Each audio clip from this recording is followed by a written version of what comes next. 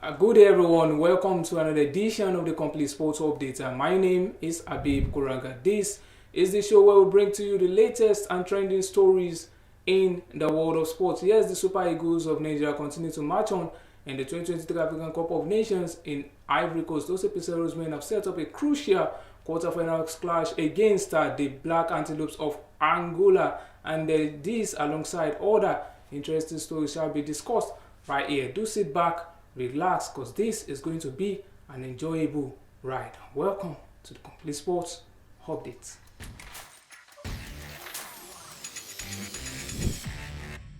Joining me on today's show is the one and only James Agberibi, and together we shall be taking you through the rounds as far as sports is concerned. Welcome to the show, James. Thank you very much. And how's everything, the sports general and the football? Yeah, especially the AFCON, been an explosive one.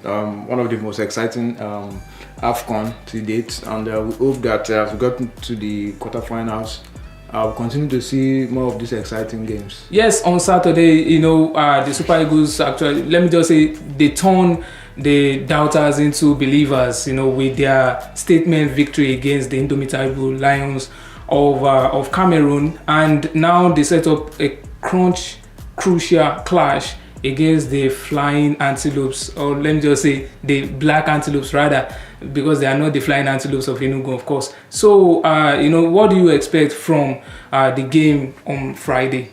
This is the first time the two teams will meet in the AFCON. They've never met, apart from friendly game, World Cup and AFCON qualifiers. This should be the first time we are meeting in the AFCON, and so far so good for the two teams. They've been, at least they've grown into the competition, most especially the Super Eagles, who had a shaky start, but they've been able to build on it and recorded 3 consecutive victories without conceding. So it's going to be a big one for the two teams, and let's wait and see if we're going to see another impressive performance from the Super Eagles, because the last game they played against Cameroon, that for me I think that should be their best game so far in the tournament. So especially when you face your rival, somebody who have denied you the AFCON title 3 times, and you're able to take the opponent out. I mean, for the good one for them. So for me, the game against Angola is another challenge entirely. I expect them not to go into the game feeling overconfident, because we've seen teams who go into games feeling like they just need to show up, but to their surprise they've been taken out. So for me, I'm expecting something big from the Super Eagles come Friday.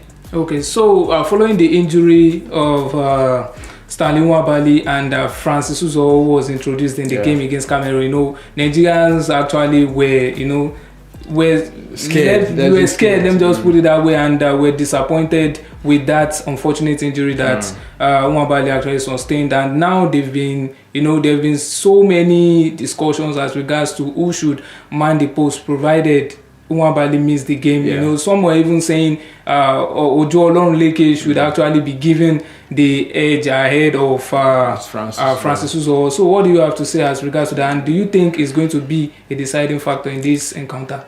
Well, I don't think the coach will want to make a mistake, because look at the game against Cameroon. When Nwabali got injured, it was Francis Uzo who came in. Why didn't they bring on Ujo? So sometimes this thing, experience counts. Fine, we know that Francis has been struggling all this while, but I believe this should be a kind of opportunity for him to warm himself back into the heart of Nigeria, because he knows that the confidence in him has dropped. So it's now left for him to now build that confidence back. This is a big opportunity now, second chance for him. Because even when Nwabali got injured, I knew that it was Francis that would come in, So if somebody, it's not as if he's not as if he's a terrible goalkeeper, but I think he just lost form. So unfortunately, lack of confidence. Yes, so that crept in, and the coach kept using him, thinking he's going to get his confidence back, but he kept making mistakes. And once your confidence is not there, no matter what you do, it will just keep going down. So let's see what happens in case Nwabali doesn't make it. I expect Uzo to be in goal.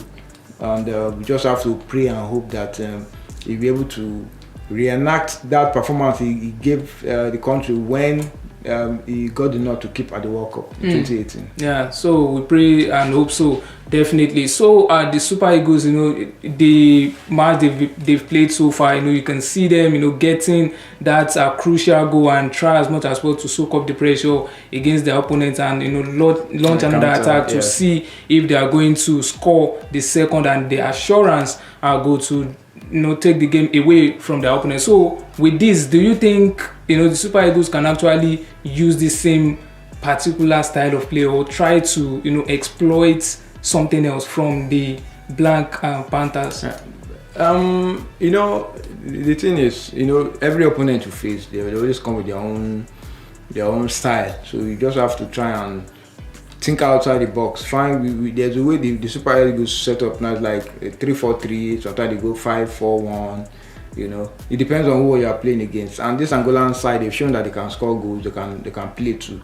So I want to expect the coach to know that this team is going to face quite different from the teams he has been facing. So I want to believe you have an idea of how they will come at the Super Eagles and what to do.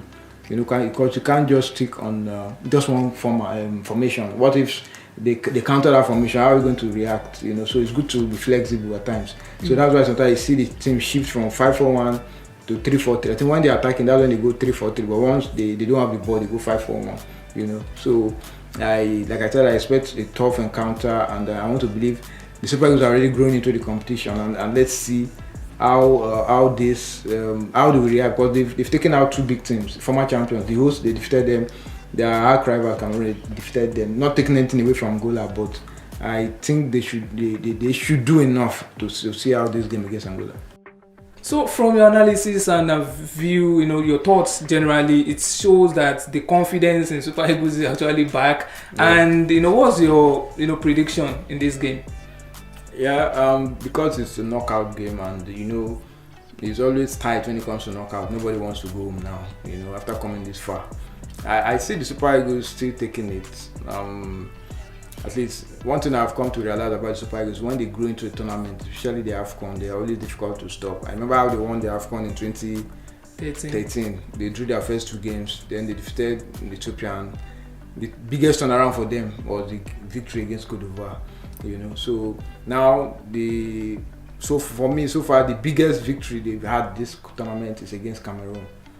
So what better way to go into a quarterfinal against a team that you cannot even put side by side with the likes of Cameroon and Cote d'Ivoire? I'm not saying they should be overconfident, but with what they've been able to achieve so far, kept like 3 clean sheets, and I believe they know that this Angolan side can score goals. They have fantastic players who can score goals. So I want to believe that they should be wary, but I still see them taking out the Angolans. The Super Eagles have very pacey players. The only issue I have with the team is the midfield. Sometimes when you don't have ball carriers, people who control games from the midfield, it tends to put pressure more on the defense, and the striker too suffer. That's why you see Osayi-Samuel most times falling back to help. So it shouldn't always be like that. You kind of get tired quickly. Exactly. So for me, I'll give it to the Super Eagles, though it's going to be a very tight contest. By what score line? I'm looking at say 2-1 in favor of the Super Eagles. Of the Super Eagles, okay. Don't let me ask you the goal scorer, because I think that would be me asking too much questions. So on Friday, the football world was thrown into a shock as the decision made by Jurgen Klopp, him making the decision of leaving Liverpool by the end of the season, and he cited the reason of him lacking the energy to continue, that stuff, him using 8.5 years now with Liverpool, and everything.